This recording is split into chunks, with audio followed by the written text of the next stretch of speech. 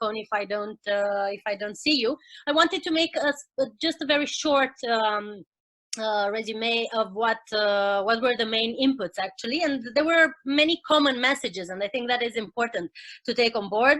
Mr. Remus Prikopie in the opening said that it's actually the states need EU in this moment, and we need to make that clear that we cannot get out of this, and all the others also confirmed this moment. He also underlined that Erasmus is a program that has done a lot for Europeanization of EU and citizens, and we need to rethink the budget and rethink education policies in this respect. Elena also underlined the fact that in this crisis we need more debate, we need to integrate more experts and mediators between EU and citizens, and actually the message was that also having different opinions and discussing different solutions should make EU more legitimate actually. Ramona also underlined that and discussed how EU Commission took leadership, but also the fact that there are differences between state capacities between EU member states becomes a huge challenge. She underlined that there is this gap between how do we put together different resources and different ideas, and this is in a way a crucial moment for EU to try to experience new ideas and decisions. And Radu put the question that I think all of us have in mind: what do we want from EU? It's time for all of us to discuss and to decide what do we expect, and how practically we deal with this infodemia that becomes also very geopolitical, because we know that there are other powers taking advantage of making EU seem much more divided than it actually is, and weaker than it is. Also Radu, but it seems also Luis said that probably we should wait to see also for 2021 maybe the unfolding of the discussions on the conference on the future of Europe. Clara made a very good point on raising inequalities of this crisis, and the fact that we need a deliberative process in line with what Elena said, and this deliberative process that we're actually taking part right now is making EU more legitimate, and EU Council decisions will be more legitimate in this way. And of course she drew attention on the measures that need to be taken in Southeastern Europe. And in the end, of course, Louise made the point on the role of solidarity for today, and the fact that we're not living in an existential crisis. I think that can be also discussed, and the sovereignty discussion also is a special challenge, together with others that were mentioned. Please, whoever would like to start having questions for our guests or to all the panel, present yourself very short. Also, would you like to intervene a little bit to explain the question, and our guests to choose who could tackle it? Yeah, good morning, everyone. Hello. So, just to present myself very briefly, that I already made in the chat. So I'm working for the Ministry of Interior, French Ministry of Interior, Director General of Civil Protection and Crisis Management, particularly in international department. So my question was more that we are expecting a lot about European Commission and EU in general, but as we all know that European Commission is nothing without the initiative and the pushing of member states.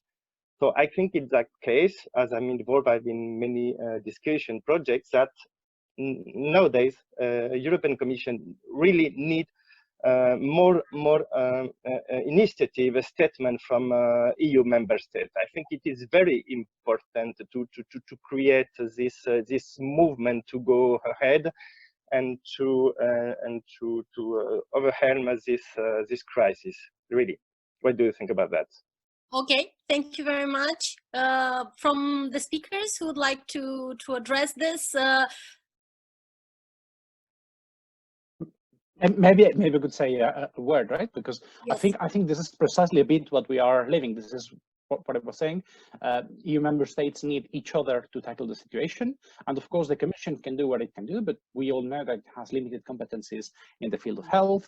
And what it can do is try and think and put together some new ideas for the economy. But even in the field of economy, for instance, we've seen all the divergences only in January this year. So it seems like centuries ago, but only 3 months ago, we were seeing this division between frugal and friends of cohesion and so on. So, I mean, the transnational institutions, and we've seen also the ECB take an important role, but transnational institutions can lead to a certain extent. But I mentioned that in the chat before. We have seen all during the 2010 decade, member states do things that were deemed to be impossible together, right? So we are probably all expecting a bit of this moment. Someone needs to launch the ball and say, this used to be impossible before, but now it has become necessary. And my impression is, and I don't know to what extent that is shared in other countries, but this is the good thing of a seminar like that. My impression is that we are all looking again toward Germany. Mrs. Merkel is the oldest serving leader in the European Council. She is the leader of the biggest member state, and she is coming to the end of her mandate. So maybe this is her chance to leave something for the future of Europe and make again one of these exceptional moments. But I don't know. There are other member states, and of course all member states are relevant in this decision, and it's a bit unfair toward Germany probably to expect things from her all the time.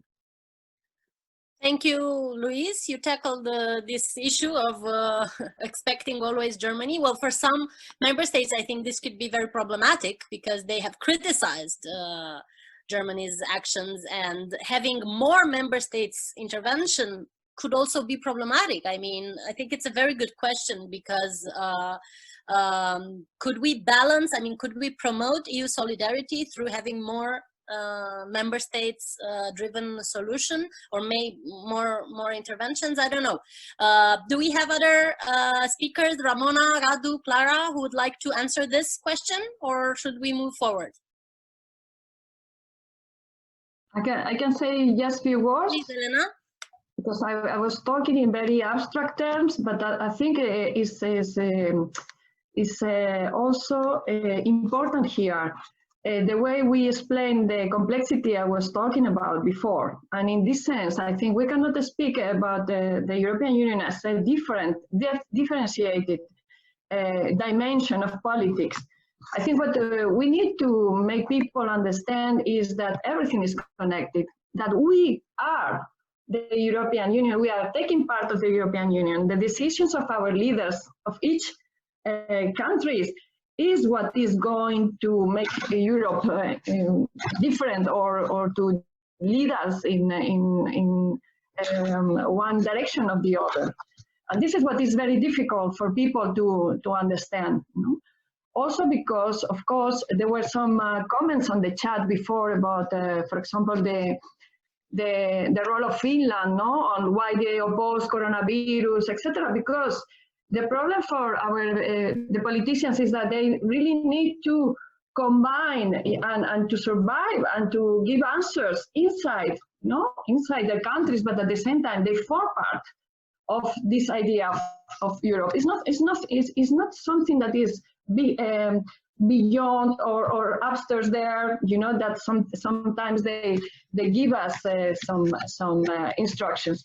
So I will connect this with again the perspective of our project and some other comments. For example, Clara emphasis on the need of deliberation. So I think this is a good opportunity to communicate better, but to act better also, and to think in a proper way how these are very complex decisions that are not determined from the beginning. So the important is to insist on the debate, to insist on trying to show a complex vision of sovereignty that, is not anymore located in any level, but, is going to be intention.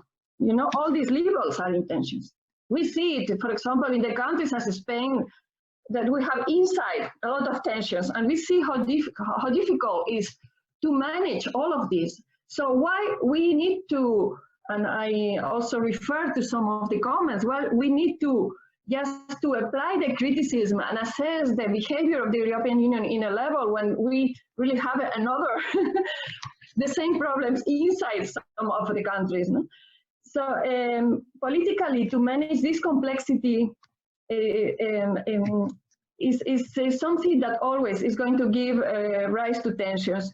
Is always can always be manipulated. So our challenge is to try to explain better that this is a need. It's not something that you can just choose to be there or not to be there and to change after, depending on the outcomes. It's a need. We need to explain this complexity, and also I will send a positive message to politicians. It's really difficult in these structures and in these procedures. It's very difficult really to act, to take decisions, because the inputs are thousand, and the way you manage taking in account all these tensions is really very, very difficult. So I will go back to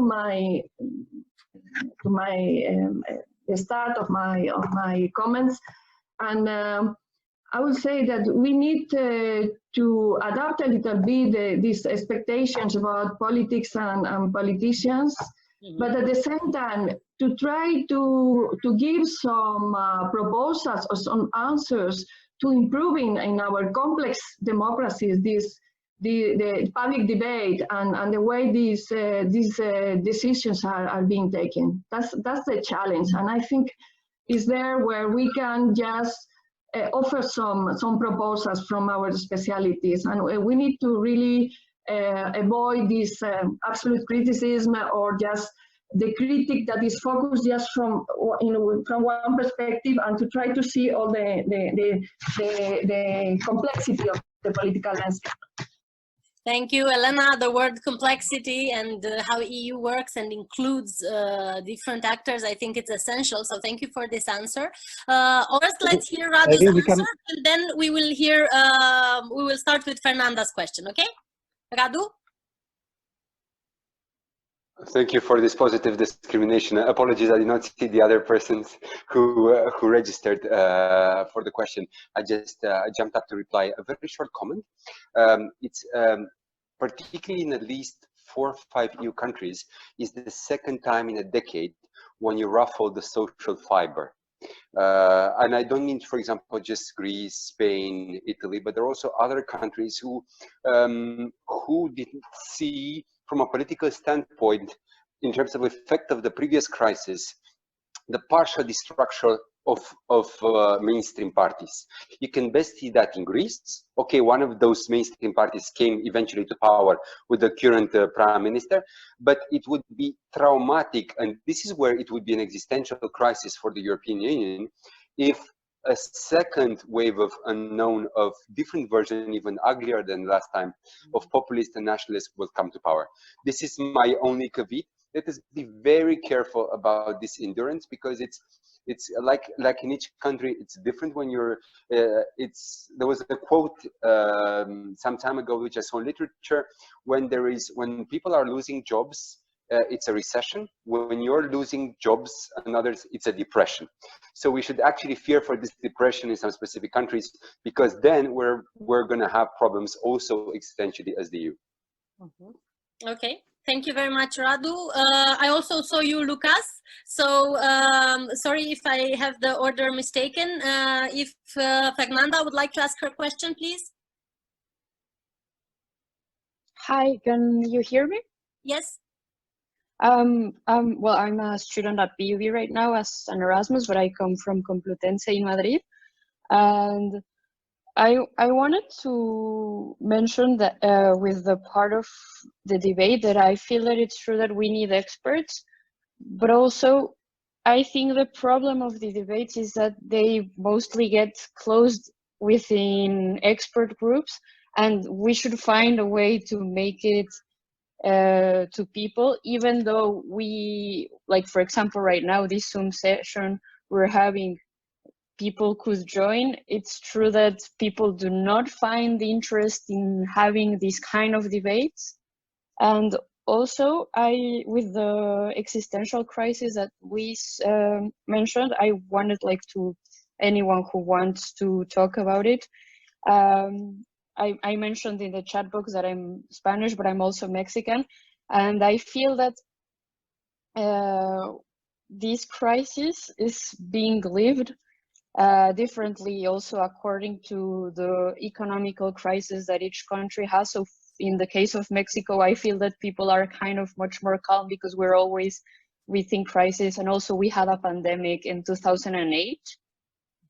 And in Spain, my view is that after the transition, we had the belief that everything was starting to be a bit better and that everything was calm. And when it comes to crisis, people just don't know how to react because they're not used to it.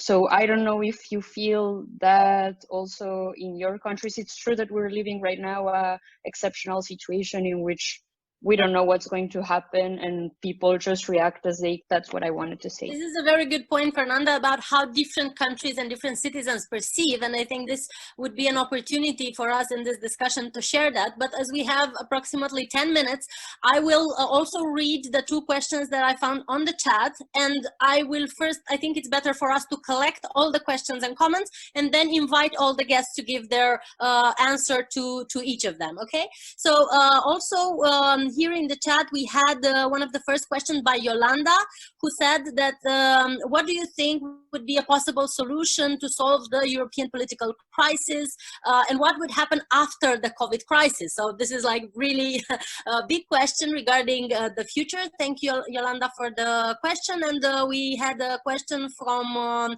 Dragos also. How would the multiple modernities, this is targeted to Luis, are going to interact? Right now, we live not only in a complex EU, but a complex EU also between cooperation and competition. So can we talk about overlaying modernities after COVID crisis? This is again a question on the future and these 2 different patterns, cooperation and competition. And I knew that also Lucas had a hand, and I think there was one more lady, for letting you wait. No problem. Thank you very much for your time. Before that, I'm a student at Universidad Autónoma de Madrid. I'm studying a master's degree in international relations and African studies. So my question will be, because we've seen several governments, especially from Southern Europe, willing to politicize the coronavirus economic response at the EU level.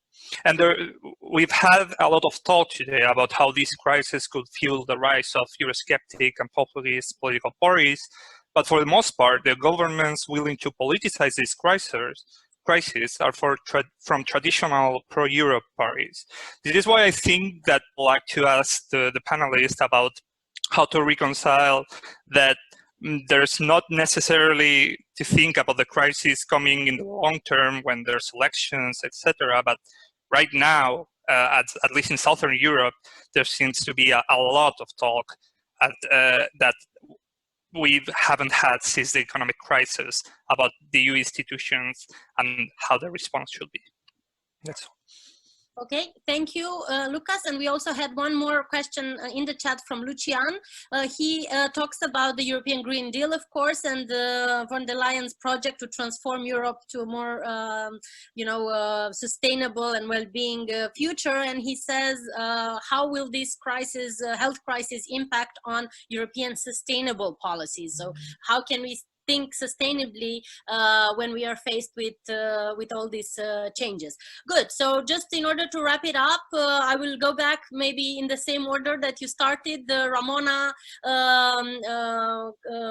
Radu, Clara, and Luis. The link with the Convention on the Future of Europe. Now, for the first time, probably the Eurozone crisis was a bit too technical for citizens, but here we are talking about our lives. Here we are talking about why do we have the European Union in the first place? And this is not an abstract and artificial, communicating public sphere and so on. This is about concrete questions. So this is where I'm a bit very, very optimist. I'm not afraid of the politicization of the debate, because I think this is part of the discussion to clarify the terms of the debate. So I hope that we will have more discussions on that in this context, but also I hope that the conference on the future of Europe will take place in a way or another. So very briefly, 2 reactions to those very important questions. Thank you. Thank you very much, Ramona. Clara or Radu? I think Clara was already preparing the question, so please, the answer and maybe some question. Yeah, I will jump in ahead of Radu, because I wanted to answer a couple of the questions. First off, the idea of what member states could do for the European Union. I think it is important to remember that we can't find national solutions at the moment. There are no national solutions. As much as some populist politicians would like to push forward, closing down borders and, fending off for ourselves is impossible, even for Germany. And in this context, I think we have to account for 2 divergent trends in the European Union. One was promoting more power for member states and nations, and we saw Brexit as a result of this trend. And the other trend is towards progressive integration, and this brings forth the Green Deal as a common model. It's not only a climate change action, it is a restructuring of how the economy should look like. And if you look at the Green Deal in the United States, it's actually states, it's the Green Deal and progressive change. So it talks about how to include people and to bring people forward in a progressive, sustainable manner. And I think I subscribe to the other speakers that, and the question that was about how we want Europe to look like. And I think it can be a momentum for Europe to push forward along these lines as state aid is rolled back, and we will have more state support for certain type of economic sectors. So I personally think we will see more of Green Deal rather than less in specific practical terms. And finally, another answer I would have on the issue of complexity, we should not forget the multi-level governance in the European Union and the increasing role cities and regions have had. We saw a fantastic reaction at regional level in certain cases, and we also saw an increasing trend at the end of last year. There was the Free Cities a pact between 4 of the Visegrad capital cities, supporting democracy, pushing forward Green Deal. And I think this is the type of, let's say, resistance, but in the good sense, democratic resistance that will support the European project forward.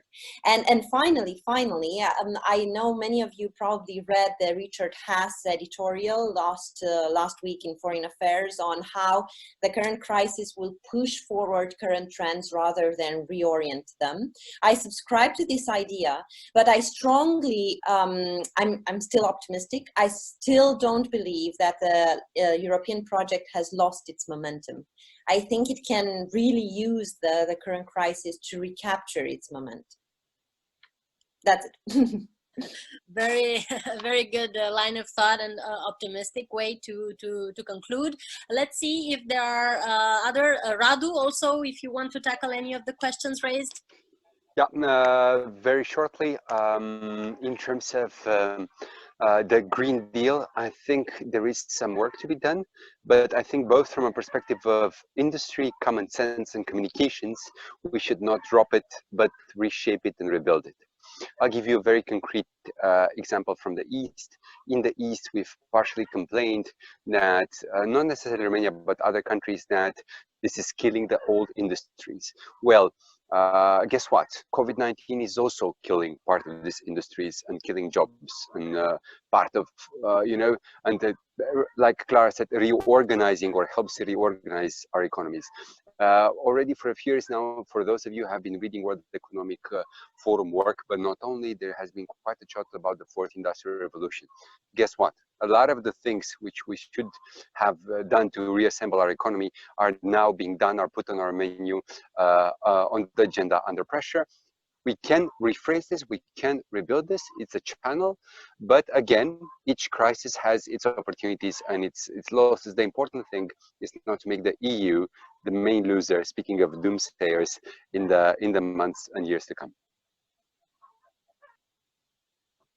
Thank you very much, Radu. And Luis, if you would like also to have a very short final remark on any of the questions.